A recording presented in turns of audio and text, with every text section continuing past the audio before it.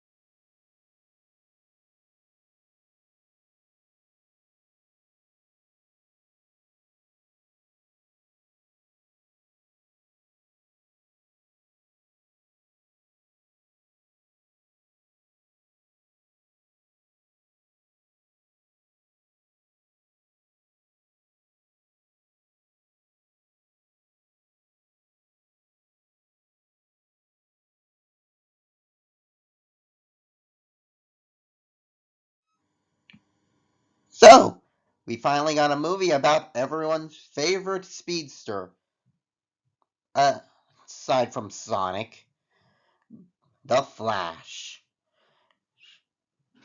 Flash. I have no opinions on him, on the character, or I know, as in by that I mean I've never watched Justice League or anything else that the Flash is in the DCU. My favorite Flash is Wally West. Which hopefully he gets to be in the next Flash related content from the DCU or Teen Titans related thing from the DCU too. If you've seen my fan casting, you know I would like him to be played by Dylan O'Brien. But aside from that, we all liked him in the Justice League cartoon, but this is about the movie. The movie's visual effects are all over the place. Some shots look good, some shots look bad. It's generally a mixed bag wherever you go. But I will say, I love the part where they bring in some different movies. Like, for example, they bring up the canceled Superman movie at the end, and bring up the popular, the one with Nicolas Cage. Nicolas Nicolas Cage. They also, and of course, there's also the Ben Affleck Batman, which my dad wants to be in Batman Beyond, and he wants Beyond if that ever gets greenlit. I don't remember the name of the actor he wants to play. What's his name? Terry McGinnis. Yes, I'll put in the description when I find out. But anyway, the story is pretty simple. But it does bring a neat, interesting view on Flashpoint. For preparation, I did watch the animated movie, and I do think that one is, spoiler alert, better. But I like how it's not a retelling of the book like the animated movie is. Yes, it's very different. Like, for example, instead of Kid Flash, I mean, not Kid Flash, I mean Reverse Flash. The entire thing is set up by him, in all intentional, no bullshit. It bringing it all back as being of him instead of the villain. I like it's all on him, and that does make the emotional moments hit harder. Aside from the obvious, God damn it.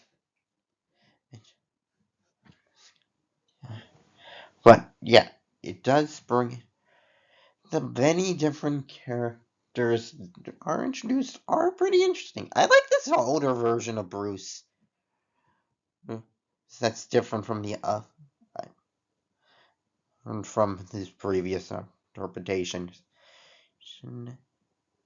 Interpretation. And I like this car, even though it's not the same one we know. The humor is pretty mixed. I didn't really laugh, but I can tell that there are some good jokes told. The visuals are, the visual gags are pretty interesting. The talented actors do bring them to life, and the director does know how to does have a good knack for it. The acting is pretty good from everyone else, aside from Ezra Miller, because I can't give him compliments. God damn it, I already broke it twice. Look, it's really hard to talk about it without bringing up Ezra Miller, but hey, at least the movie is pretty good. A solid 7 out of 10. And I can't wait for the next part of the DCU. Here's hoping James Gunn does do it right.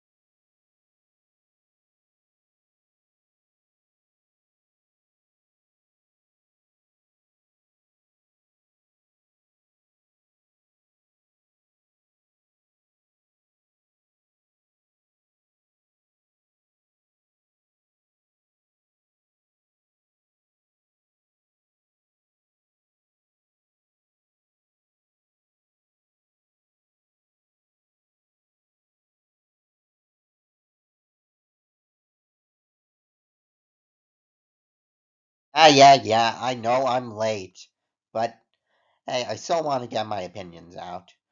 But this movie been a has had one of the most interesting as it's said to be the final one of the trilogy. As for what I think, the other movie's good, and the second movie starts out as, I mean, it's good for most of it, but the final act just drags on and on. But yeah, this one does fit it in its perfectly long time frame, as it makes sense. It's supposed to be about us getting to know them for the last time, and this will be our final movie for lot of them. I mean, for a lot of them, will be their final movie. The story is really interesting. This is to PG-13 movies what Puss in Boots is to PG movies. I mean, like Puss in Boots 2: The Last Wish. It's pretty dark and has a lot of mature elements. It's more so than the other MCU movies, and the visual effects are incredible. They look really nice. This movie, it's so good. But again, from my bringing back something from my last review, you know that the Spy Kids looking visual effects in Quantumania were really distracting. So it's nice to have one that looks like it's made by people who genuinely love this franchise. Different characters are all very relatable. Well, everyone from Rocket's its hardships to hardship with dealing with his trauma to Peter Quill wanting to avenge his friend to the others just being chaotic like goofballs and Gamora being very stuck up and pricky, but eventually opening up to the others. There's like she did in the previous movies. The yeah, the acting is really solid. It's very well acted, very well paced, and very done. And I'm surprisingly got less to say on this movie, but as an end off, it is a great time. I I solemnly give it a 9 out of 10, the highest out of all the MCU movies I gave. But the best movie this year will easily be Into the Spider-Verse 2. And I can't wait to review it tomorrow. I've seen the movie twice, and I'm ready to review it tomorrow. In the meanwhile, leave a like, share, or because, YouTube hates its creators, subscribe. My name's Manazar the writer, and yes, I'm stealing the catchphrase from someone else. Don't look up who I'm stealing it from.